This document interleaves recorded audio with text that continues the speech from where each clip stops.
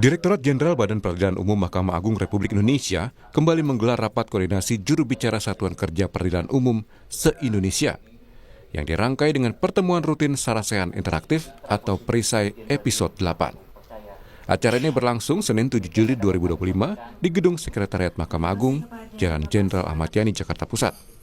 Acara dibuka Dirjen Badilum Bambang Mianto melalui kanal streaming, dan peserta yang hadir antara lain Hakim Juru Bicara, Pejabat Humas Pengadilan Seluruh Indonesia, dan Insan Pers Nasional.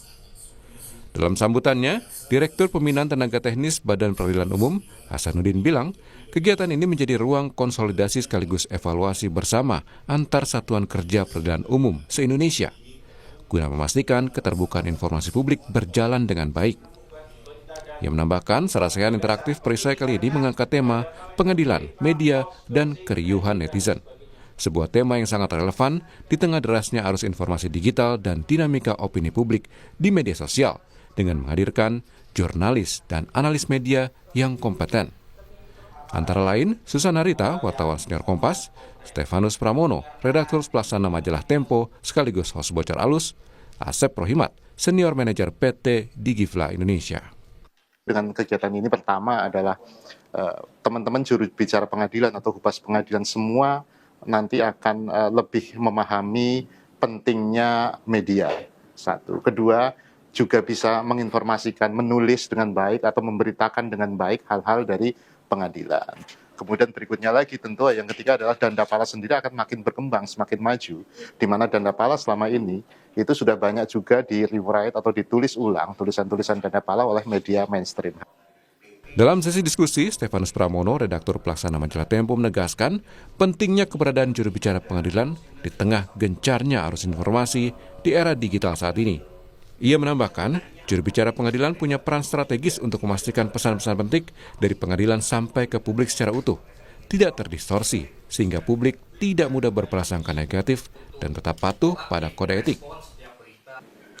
Jubir itu juga harus lebih terbuka.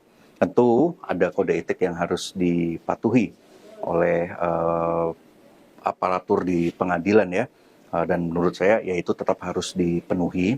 Hanya saja seorang jubir pengadilan itu juga harus bisa benar-benar memastikan message-nya itu delivered dan juga terutama yang terkait dengan kepentingan publik supaya tidak timbul bias atau juga kemudian prasangka yang negatif.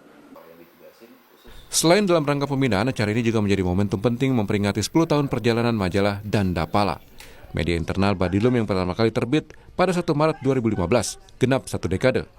Majalah Dandapala telah melewati berbagai fase naik turun dalam perjalanan penerbitannya. Namun berkat kerjasama, komitmen dan inovasi semua pihak, Dandapala berhasil menegaskan eksistensinya sebagai media peradilan umum yang kokoh. Puncaknya pada 1 Desember 2024, Dandapala resmi bertransformasi menjadi platform digital melalui dandapala.com, membuka akses informasi publik yang lebih luas dan cepat.